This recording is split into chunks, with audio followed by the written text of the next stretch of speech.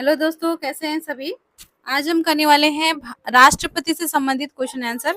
राष्ट्रपति का पद जो है किस अनुच्छेद में है और ये जो है एक इम्पोर्टेंट चैप्टर है आपकी परीक्षा के लिए और इससे जो है हर बार आपकी परीक्षा में प्रश्न पूछे ही जाते हैं। तो शुरू करते हैं वीडियो को। देखिए, जितने भी जो है अनेक एग्जाम्स में जो क्वेश्चन पूछे गए हैं वो सभी क्वेश्चन हम सॉल्व कर लेंगे इस चैप्टर से संबंधित। और साथ में जो है इसके 5 से 6 पार्ट आपके आएंगे जिसमें जो है हम इस चैप्टर को कंप्लीट करेंगे, क्योंकि बहुत से प्रश्न हैं इस चैप्टर से और अनेक एग्जाम से पूछे गए हैं आपके यूपीपीसीएस में, यूपीएससी में, बीपीएससी में, एसएससी में, आरआरबी में और अनेक बीएसएससी में, अनेक परीक्षा में जो है इससे संबंधित क्वेश्चन आए हुए हैं। तो आसान सा चैप्टर है लेकिन जो है बहुत ही इंपॉर्टेंट है। तो सभी इससे संबंधित पार्ट्स आप देख लेंगे। पार्ट 1 है ये। शुरू करते हैं वीडियो को। नए हैं चैनल पर तो जरूर चैनल को सब्सक्राइब कर लें। प्रश्न है, भारत के राष्ट्रपति की तुलना निम्नलिखित में से किससे करना सर्वाधिक उचित है।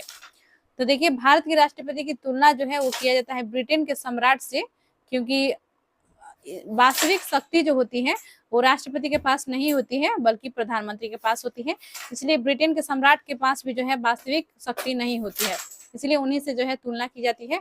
ऑप्शन सी इसका करेक्ट हो जाएगा। क्वेश्चन सेकंड है, भारत में कार्यपालिका का अध्यक्ष कौन होता है। कार्यपालिका का जो अध्यक्ष होते हैं वो होते हैं राष्ट्रपति। ऑप्शन ए सही हो जाएगा। संघ की कार्यपालिका शक्ति निहित है, तो यह निहित है राष्ट्रपति में। ऑप्शन बी सही हो जाएगा। नेक्स्ट है, भारत का राष्ट्रपति। तो देखिए, भारत का राष्ट्रपति जो है राज्य का प्रधान है, राज्य का प्रधान नहीं है, केवल सरकार का प्रधान है। सरकार राज्य दोनों का प्रधान है, तो यह जो है राज्य का प्रधान है। ऑप्शन ए सही हो जाएगा।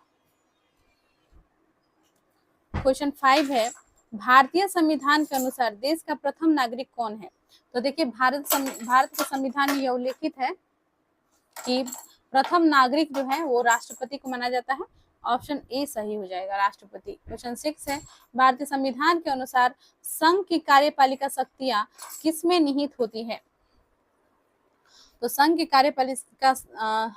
कार्यपालिका की शक्तियां जो है वो राष्ट्रपति में निहित होती है। ऑप्शन बी करेक्ट हो जाएगा।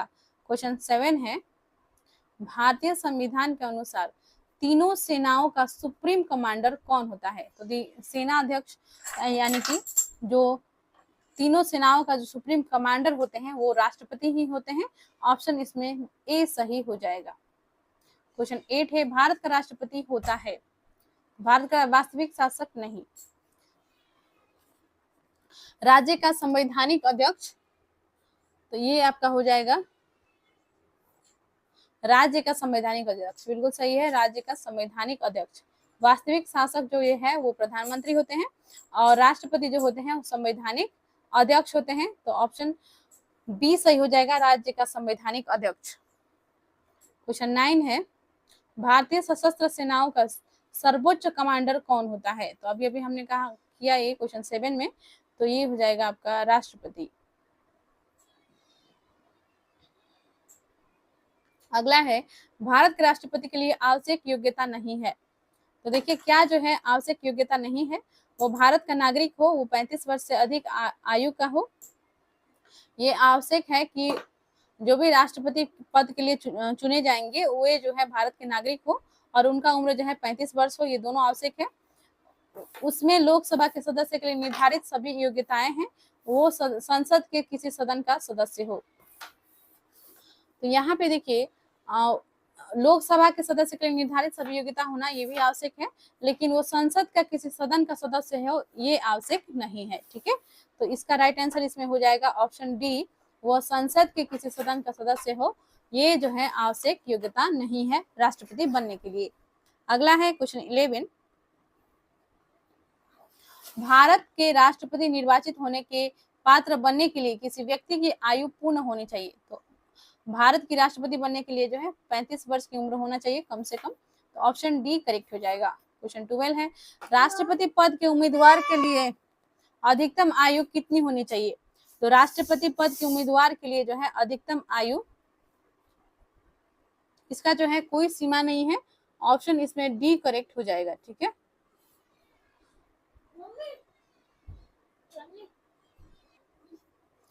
तो देखिए अगला क्वेश्चन है, एक व्यक्ति राष्ट्रपति पद के लिए अधिकतम कितनी बार निर्वाचित हो सकता है? तो देखिए राष्ट्रपति पद के लिए निर्वाचित होने के लिए जो है कोई सीमा नहीं होती है, इसका जो है कोई सीमा निर्धारित नहीं की गई है। तो ऑप्शन डी करेक्ट हो जाएगा। अगला है, राष्ट्रपति का निर्वाचन किस प्रकार से होता है? तो देखिए राष्ट्रपति का निर्वाचन क्या प्रत्यक्ष रूप से अप्रत्यक्ष रूप से मनोनयन द्वारा कोई स्पष्ट प्रावधान नहीं। तो इनका जो निर्वाचन होता है वो होता है प्रत्यक्ष रूप से। करेक्ट आंसर इसका, माफ कीजिएगा, अप्रत्यक्ष रूप से। ऑप्शन इसका करेक्ट आंसर हो जाएगा ऑप्शन बी। ठीक है, अप्रत्यक्ष रूप से इनका जो है निर्वाचन होती है। अगला है क्वेश्चन 15, राष्ट्रपति पद के निर्वाचन हेतु कौन सी पद्धति अपनाई जाती है? तो इनका जो राष्ट्रपति का जो होता है निर्वाचन वो समानुपातिक प्रतिनिधित्व एवं एकल संक्रमणीय मत पद्धति, ठीक है, इस पद्धति द्वारा जो है इनका निर्वाचन होता है, जिसमें जो है राष्ट्रपति के जो है जो उम्मीदवार हैं उन्हें जो है सब लोग वोट देते हैं और सबका जो है ये 50 उनका जो है प्रस्तावक हो, 50 अनुमोदक हो और ऐसी स्थिति में जो है अप्रत्यक्ष रूप से अर्थात समानुपातिक प्रतिनिधित्व एवं एकल संक्रमणीय मत पद्धति द्वारा जो है राष्ट्रपति का निर्वाचन होती है। ठीक है,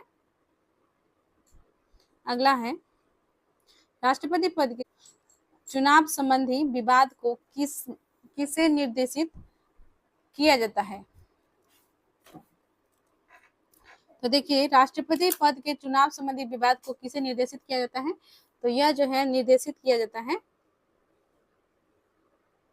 चुनाव संबंधी विवाद यदि आ जाए तो ये जो है उच्चतम न्यायालय को जो है निर्देशित किया जाता है। ऑप्शन इसका डी करेक्ट हो जाएगा। ठीक है, ऑप्शन डी उच्चतम न्यायालय।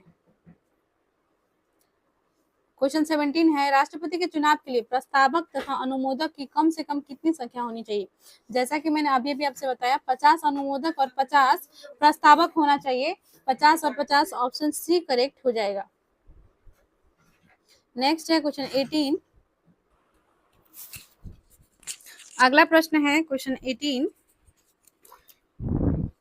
भारत का राष्ट्रपति निर्वाचित होने के लिए निम्नलिखित में से कौन सी बात अयोग्यता मानी जाएगी? तो यहाँ पे देखिए भारत का नागरिक हो, तो भारत का राष्ट्रपति पद के लिए जो है भारत की नागरिक को ही चुना जाता है, तो ये सही हो जाएगा। 35 वर्ष की आयु पूर्ण कर चुका हो, 35 वर्ष की आयु पूरा होना चाहिए, ये भी सही है।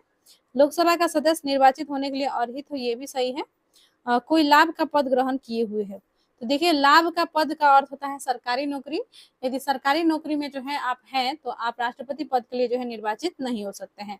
तो कोई लाभ के पद ग्रहण किए हुए हो, ये आपका इसमें अयोग्य माना जाएगा।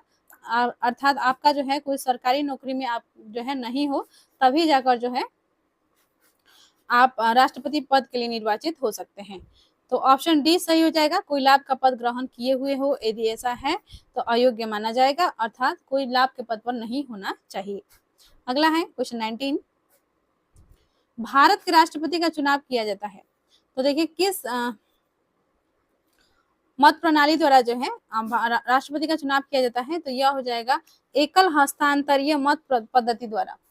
भारत का राष्ट्रपति का चुनाव जो होता है वो होता है एकल हस्तांतरीय मत पद्धति द्वारा। ऑप्शन ए सही हो जाएगा। भारत राष्ट्रपति पद का चुनाव संचालित किया जाता है, तो कब संचालित किया जाता है, किसके द्वारा जो है संचालित किया जाता है राष्ट्रपति पद का चुनाव?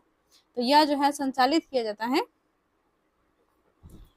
निर्वाचन आयोग द्वारा। ठीक है, इसका चुनाव जो है कौन करता है, चुनाव का संचालन जो है कौन करते हैं? निर्वाचन आयोग। ठीक है, अगला प्रश्न है, भारत में किसके चुनाव में आनुपातिक प्रतिनिधित्व चुनाव प्रणाली अपनाई जाती है? तो यह जो है अपनाई जाती है